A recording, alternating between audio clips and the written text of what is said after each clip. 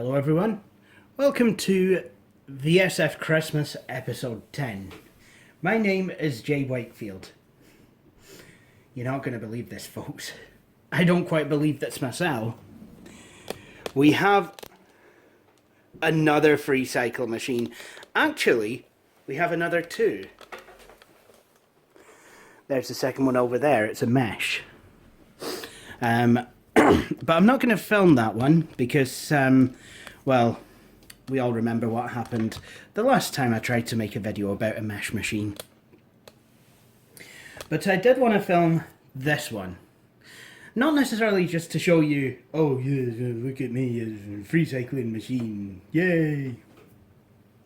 But more just to show you what Hewlett-Packard is still capable of. Now, obviously, if you know me in person, you know, and you've asked my advice on what to get for a laptop, I will have said avoid Hewlett-Packard like the plague. And there's a good reason for that. Most machines that I serviced in my business that were coming up with faults that were very major faults were in fact HP Pavilion laptops. You know, it starts with things like the dc7900 series, which used to cook itself. Then you had, you know, the G6, the G7. You know, HP don't understand what it is to be fly like a G6, like a G6. But what about this machine here? This is an HP, but yet I don't hate it. Why is that? Well, like a lot of computer manufacturers, HP have both consumer and business lines. And just like a lot of computer manufacturers, there is a great contrast between the two lines. You might have also heard me wondering aloud, where has Compaq gone? Where's all the quality went? Why did Compaq make subpar machines? Okay, this is a bit more complicated to explain. You see, Compaq, as its own brand, became basically the lowest tier of HP's ladder before the company was actually disbanded. Now, Compaq is owned by some Argentinian firm. We'll see what they have to offer and whether they will actually come into the developed markets or what have you. You know, I'm looking forward to seeing that. But as for Compaq's quality, the machines that I know and love, the Desk Pros, that sort of thing, the Armadas, well, they've turned into HP's business machines. In fact, you know, some of the names have stayed the same. Some of them have been completely mangled. So this is an HP Compaq. I'm not sure what model it is. I hope I'll be able to find out in the BIOS. You can also buy Pro Liant still. They're HP. You can't buy a Desk Pro anymore. I mean, what was a Desk Pro became the Evo and then, you know, became these. But you can buy a Pro Desk. You can also buy a Pro Book, an Elite Book, a book, and a book. But about this machine then. This is a Core 2 Joe, so it is a bit long in the tooth. It has a Vista badge on it, and I think a Vista COA on the side. So let's have a look at it. First thing I want to show you is how this machine comes apart. I've had Compaqs and HPs. Okay, this is a desktop, and I probably shouldn't be comparing it to laptops. But yeah, I just want to show you how good HP can still be. Let's say I want to take this machine apart for any reason at all. There's a clip, there's a latch on both sides, like, oh, I don't know, say a Desk Pro EN. You slide the top cover back, off it comes. And now you've got access to all the internals. I did get this machine, it was hoaching of cigarette smoke, but I've done what I can to clear it. Okay, so if we just move the keyboard away. I want to get the front off, and maybe I want to add a floppy drive or an extra hard drive. Unlatch these two latches here. You push them both out. The front comes off. You've got access to the fan, the cooling assembly. Take this off, you've got access to the heatsink.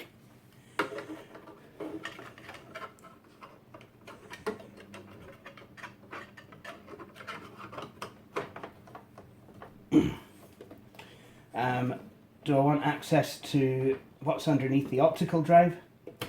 Press down this, and then I can open up this. And you know, I can get access to the other 3.5 inch drive bay. Pull the power supply up, and I can gain access to the hard disk. There's the memory RAM. Might be a good idea to unplug the power supply first. And then you've got the rest of the board. It is half height PCI cards, but here we've got a PCI Express slot, what I believe to be a PCI X slot, 64-bit PCI, and a regular 32-bit PCI slot. You also have the CMOS battery. So this certainly comes apart like a business machine should. In fact, I'll tell you what it reminds me of. Yes, it reminds me of a Desk Pro, but it also reminds me of a Dell Optiplex of the same time period. And yes, these do look a lot like the Dell Optiplexes as well. So what I can do, I'm just gonna reattach this front panel. You know, because I can.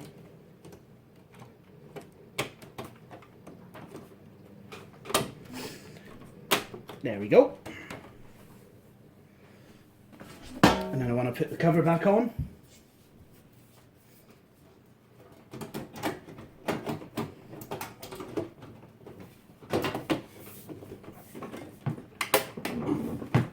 So, proper business machine. So here's the setup. I think this monitor is going to go with the mesh. But look at what I got from a different Freecycler altogether. A matching HP keyboard and mouse. How good is that? Anyway, so we've had a look at the internals of the machine, but what's it like when we power it on? Well, we're waiting to find out together, people. Smoke test! The machine has power. Oh, look. Actually, you know what? I'm gonna let's do the ritual of trying to get back into the BIOS, which I'm guessing the key combo will be F10. Oh, here we go. I'm gonna switch off the camera light. Okay, so this monitor is I think it's quite an old one. It certainly seems to be more dull in an afternoon with Philip Davis MP. But there we go. And I'm guessing that as this warms up, it will get brighter. In fact, it's already starting to do so. So select the language. If this you know, the fact that it's asking what language I'm speaking, it kind of makes me believe that the CMOS battery might be a bit spent. But if that's the case, you know, I can always attach another one. That's going to be the least of what I've got to do. For those of you who've seen my Compaq Armada videos and even my Desk Pro videos, you'll recognise this BIOS. They've basically ripped this off of Compaq. So let's have a look at the information about the machine. So this is a HP. Please excuse me. This is a HP. There we go again. It's a Hewlett-Packard Compaq dc7900 small form factor. It's got a Core 2 Quad Q9400 at 2.66 gigahertz. I love this machine and I want to have its babies.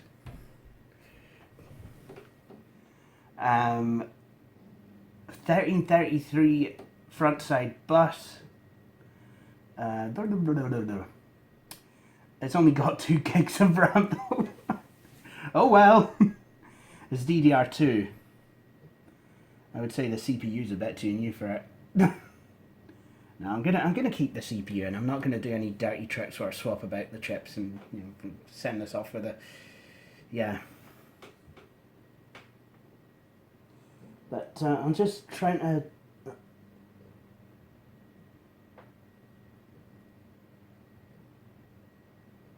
Yeah, I think that's. I'm not sure. I'm trying to focus on this sticker and I can't. You know, if I could get glasses that would help, I would. Isn't it funny how life works? So it's got a couple of gigs of memory. You know, if I had the extra RAM to put in it, I would. Because I could make this one hell of a machine. Doesn't look like the timekeeping abilities of this machine are too lacking. It's only off by a wee bit, so let's 21.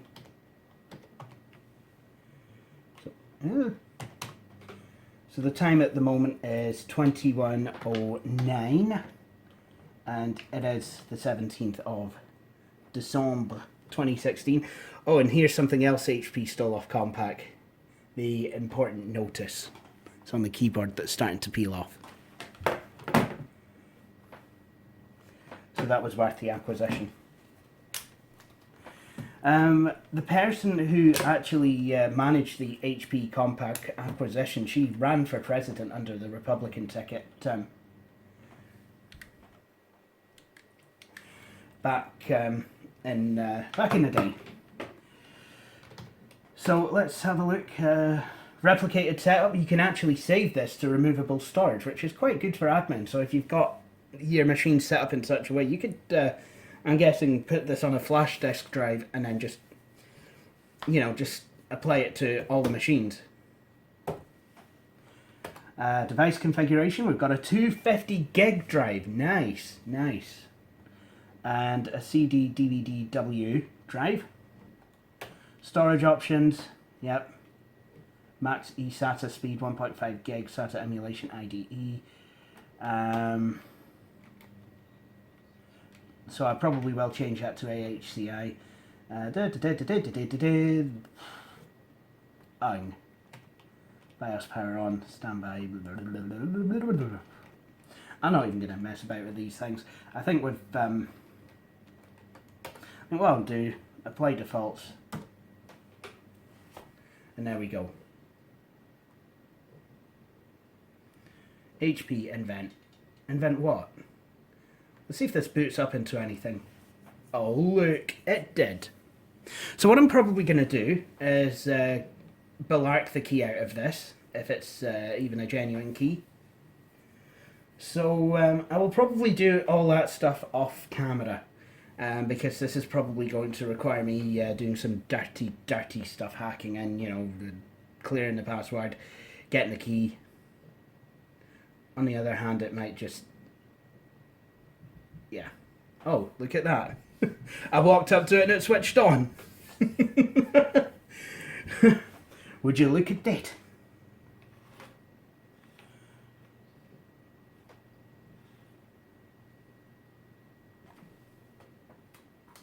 And this monitor's got a mark on it. That's nice. Oh well. I mean, all this stuff will be kind of cleaned up and what have you. I'll put my own Windows install on it. Although this looks brand new. This Windows install looks brand new.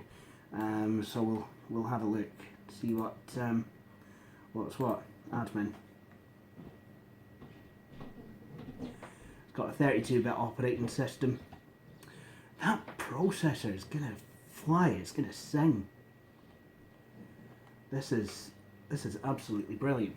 What's the graphics hardware in here? That's what I want to know. It's probably Intel. You'll be able to get an idea. Q43 Express chipset information. So this is actually a newer machine than one might have thought. I'm already liking this machine a lot. Okay.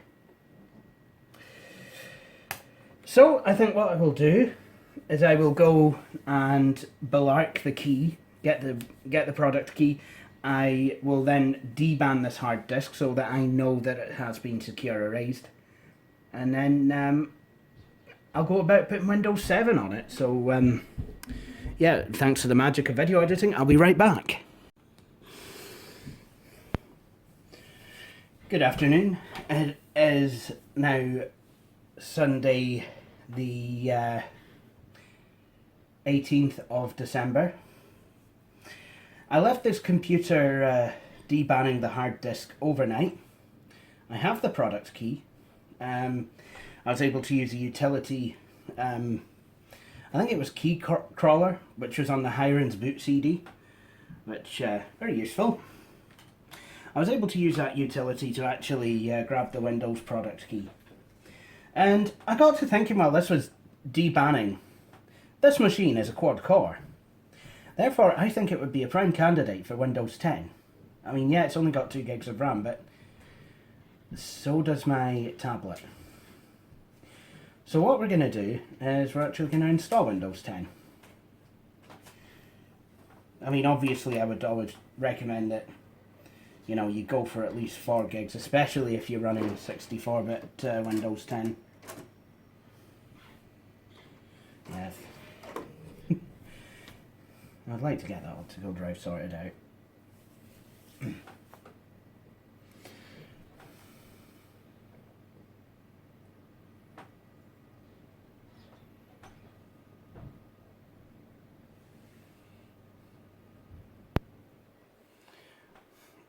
Okay, so it's what I'm going to do, just going to restart this, and then we'll press F9 to enter the boot menu.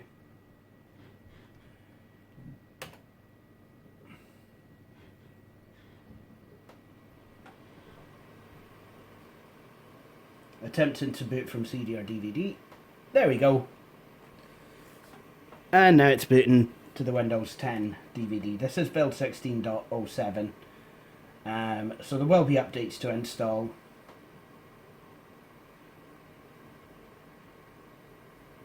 Hopefully that should not be a problem.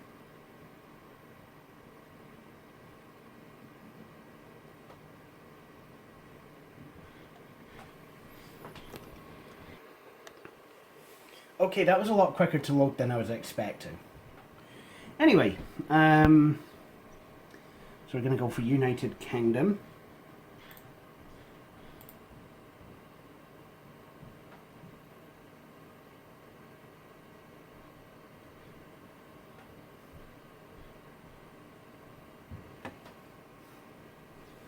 So I'll put the product key in. Okay, so we're on the license agreement screen,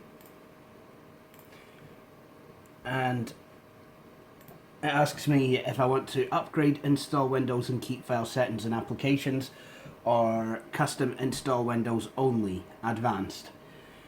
Well, we want to actually use the custom option because there isn't a pre-existing Windows installation. Plus, we actually need, to set up a partition.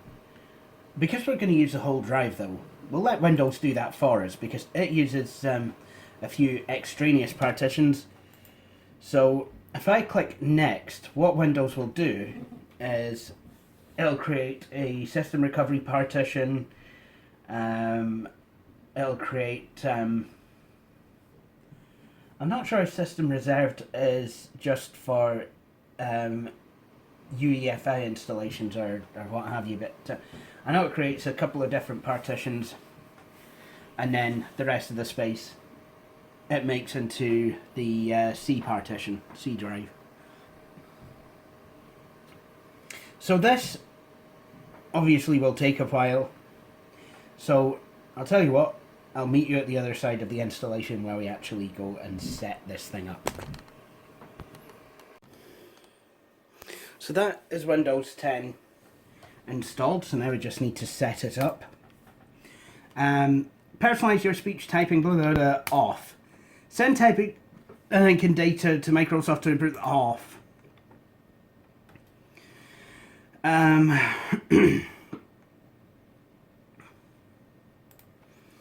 Automatically connected to suggested off. Automatically connected off.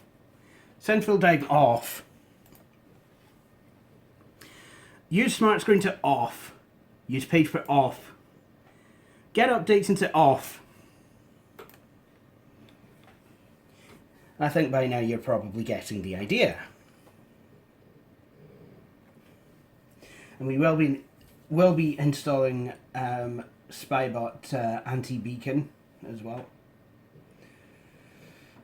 And now Windows is telling me, just a moment, who owns this PC. I own it. Well, not technically me, but the pejorative me. So now we're at the desktop. See, I'm amazed at how quick these Core 2 quads can be. You know, if they've been put on the right motherboard. However, I have found in the past that, you know, sticking a Kentfield or a Conroe chip, Conroe obviously being a Core 2 Duo chip, by the way, onto a board which uses a G41 chipset, seems to slow it down. I kind of noticed that. When you know, I was dabbling with my Optiplex 380, because I had a Core 2 Duo E6600 clocked at 2.4 gigahertz. Now back to my 2 litre bottle of pop. I had that CPU, and it ran really quite slowly on the Dell Optiplex 380. Whereas when I put in a Wolfdale chip, it flew. Well, but as well as those things do. But yeah, but I mean, this is really making me think that actually I wouldn't mind having a quad core in my 380 now. It's something that I think I will consider. Just setting the mouse pointer up for myself. Okay.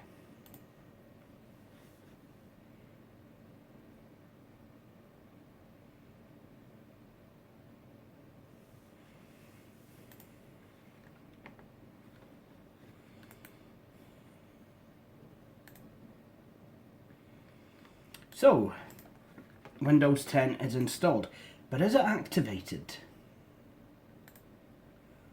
Why don't we find out? Windows is activated. That was a good key. Nice. So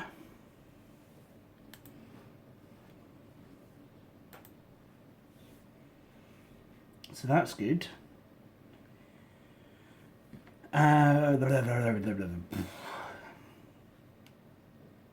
Personalization.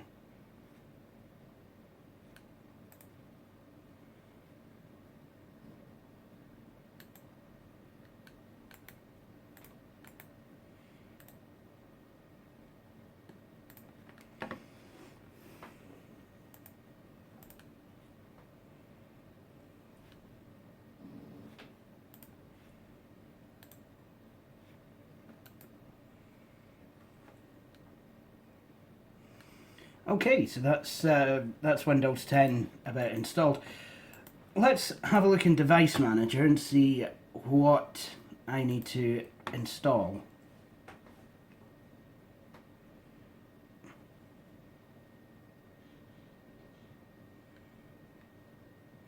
So apparently the sound has been installed.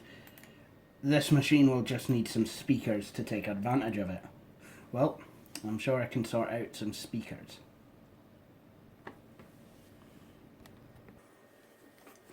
So now we have speakers plugged in, an El Cheapo pair, but they'll do.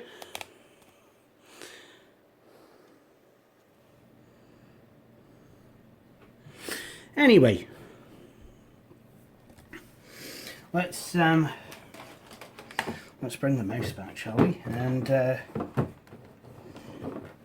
see whether these actually work.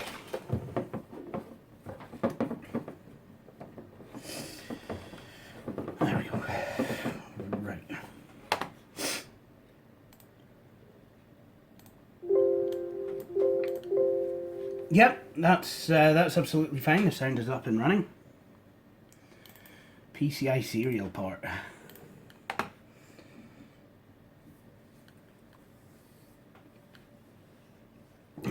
Yeah, because that's always a good thing when your serial port's not working.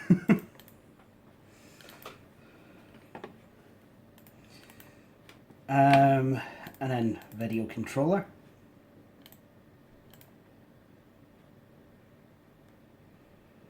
Oh, here we go. Oh, jeez. I pressed the wrong button.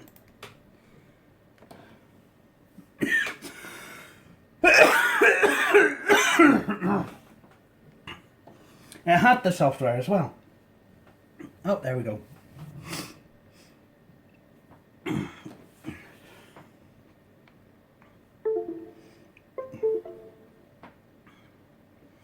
There we go. Intel Q43, Q45 Express chipset.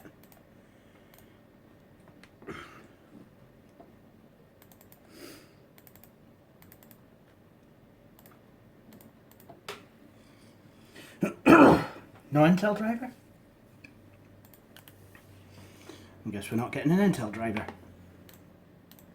I'm going to write Hewlett-Packard a letter, and I don't care if they don't read it. Right. That said, let's actually go and look for some updates. Hey guys, now I'm back. Windows updates have been installed. Oh, I found out what that serial port driver is anyway. It's the Intel management system driver. I seem to remember something like that existing on my ThinkPad T420. But, I mean, this is bobbing along fine. If a wee bit slow. It did take a while for Windows to start back up after the updates were installed. I think I'm going to set Mozilla Firefox as the default web browser. I think it's a sensible idea. Given the low amount of RAM, I'm very reluctant to install Google Chrome on this machine, given that Chrome is a bit of a memory hog and seems to be becoming the new IE on Windows, certainly in that kind of respect. At the moment I have 9.8 running, so we've installed Firefox, Air, Silverlight and Flash. Now, let's see, and Java now. We're going to be installing Shockwave because I think it's the late 90s, early 2000s, and probably secretly, wish the internet could go back to how it was back then, being a really exciting place to be on. I mean, it is, it's good now, don't get me wrong. But yeah. 7-zip, Steam, just in case any, person wants to game on it. I mean, you could put a half-height graphics card in here, and you could quite easily play some games. And something like a 640, NVIDIA GT 640, something like that would go in here absolutely fine, and you could play some good games on it. That I see no reason why that couldn't be a thing. Notepad++, it's a better notepad than Notepad. It sounds like OS2 being a better Windows than Windows. Obviously, Microsoft Windows is, as you all know, only a placeholder for OS2, which, will be the way that PC compatible operating systems go in the future, obviously. Sumatra Pdf, and that's basically a tiny PDF reader. I actually do use it on my Asus transformer here, which is showing Brandon Bishop's latest video. And it works really quite well. However, it is just a PDF reader as far as I know. The newer versions of Adobe Reader will allow you to fill out forms.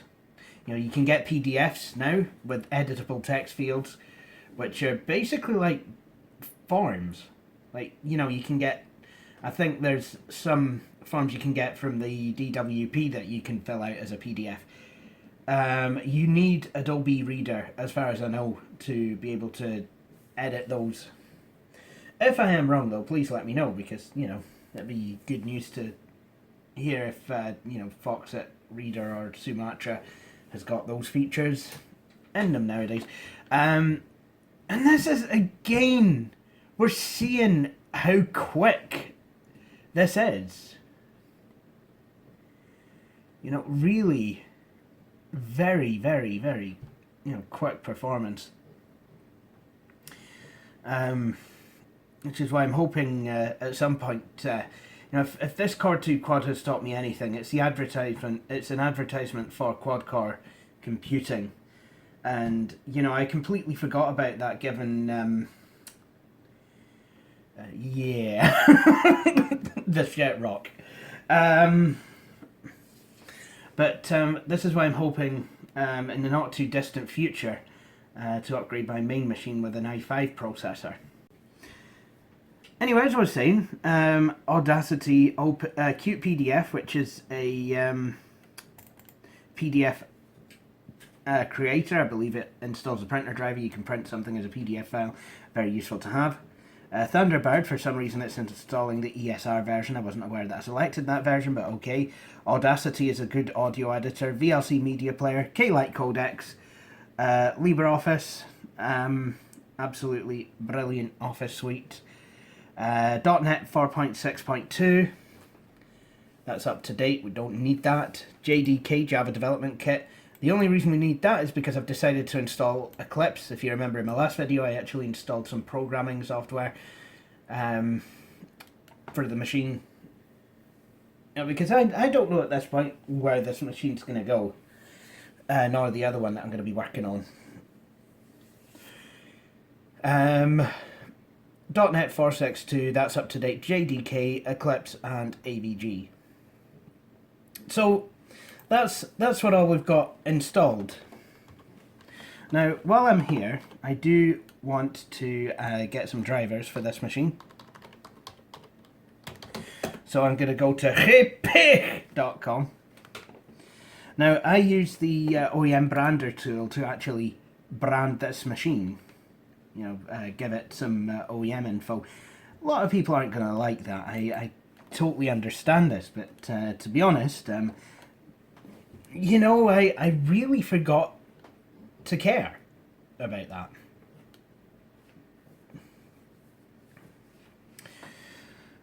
But this is actually quite useful because I know exactly which machine this is. HP Compaq dc7900 small form factor. So when I go down to support,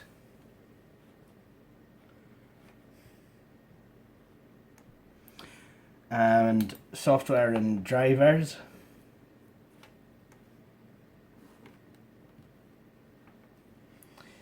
I can go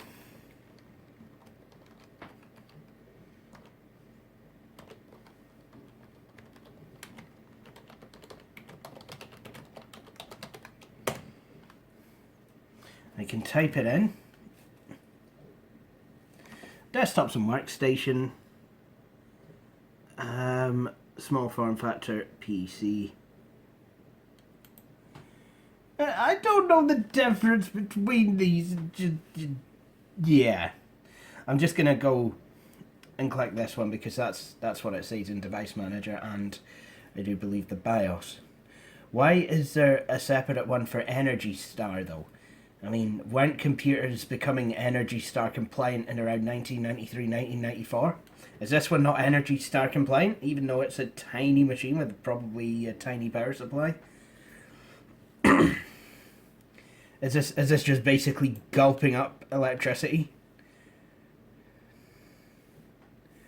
And I go to the meter cupboard and I find out that it's actually giving it strobe lights. Right, okay, so this is, the maximum this has is Windows 7. So, you know, I am going to have to use some Windows 7 drivers. Not necessarily the most advisable thing to do, but it will work. And in some cases, if you put the Windows 7 drivers on here, it will and then try and update the drivers using Windows Update and Device Manager, it'll think, oh, yeah, I know this hardware. I have an updated driver for it right here, right in my library. Or, you know, other scenario, it's over there. Yeah, so that's Windows 10 Pro. Microsoft Windows 7 Professional.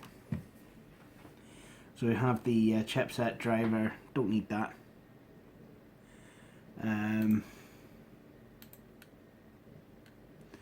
You can have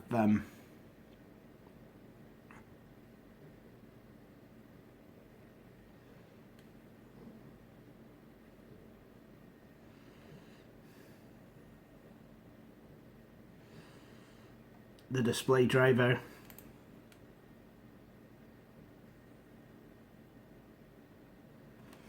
HP USB smart card keyboard. I like that. I like that idea. Network. Storage. There's also BIOSes. HP Client Management Solutions. Security software. Don't need any of that. HP Advisor Application Update, BIOS Configuration Utility, HP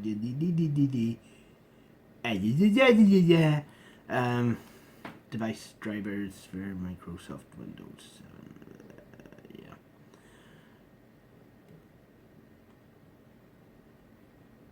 I might take this one. Just depends what it is.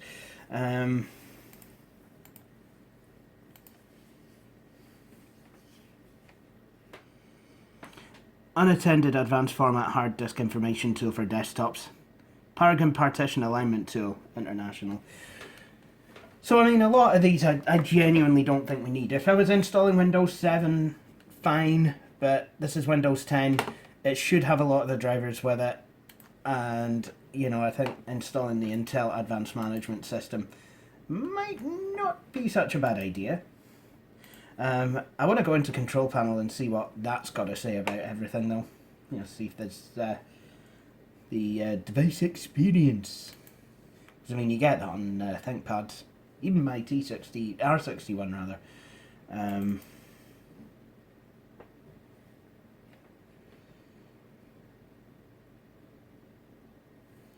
we're not going to get a device experience. Yeah, boo, HP.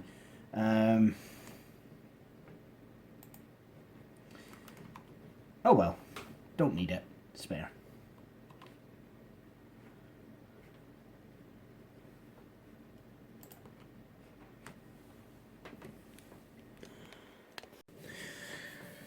Well, to quote James Rolfe in one of his many guises, you know what's bullshit?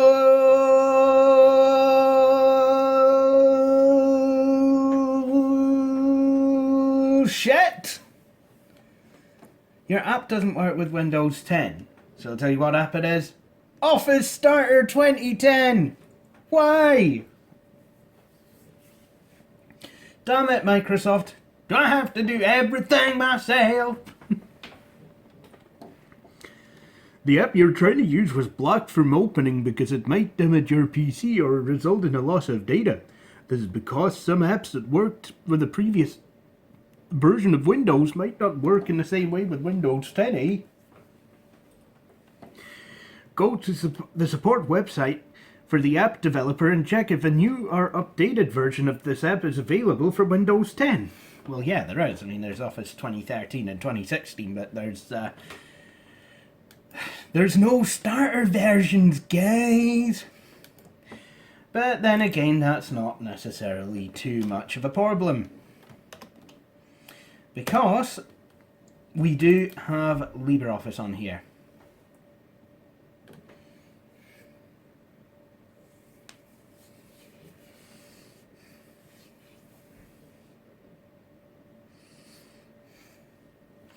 And there you go.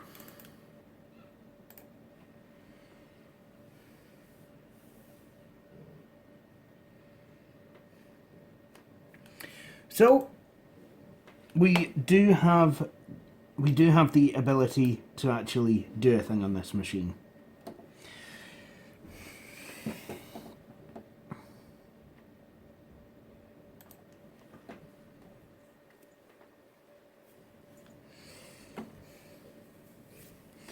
So one thing that I do want to do is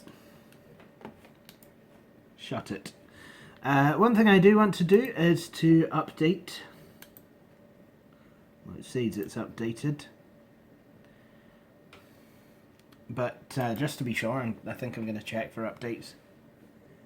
Yeah, updates completed successfully. That's good, and it'll probably ask to do an initial scan.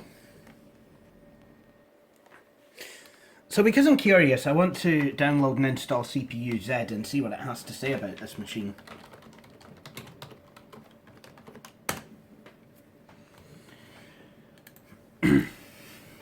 So CPU ID, let's just go for the zip version. We really don't need to install it.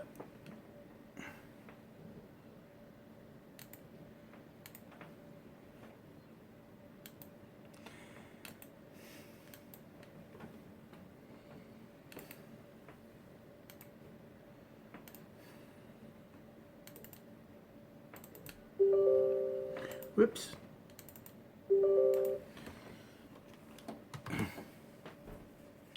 This screen definitely needs a clean, so it can be a clean screen. Okay, so what we have is Intel Core 2 Quad Q9400, Yorkfield, socket 775 LGA, Intel Core 2 Quad CPU Q9400 at 2.66 GHz. Nice. Core speed 1994.81 megahertz. Caches, mainboard. HP. Chipset Q45, Q43.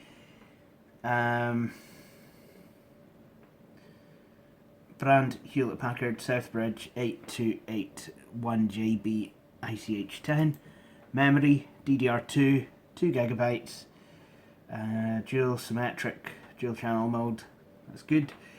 400 megahertz DRAM frequency, okay. PC2 6400, PC2 6400, and both sticks are Micron.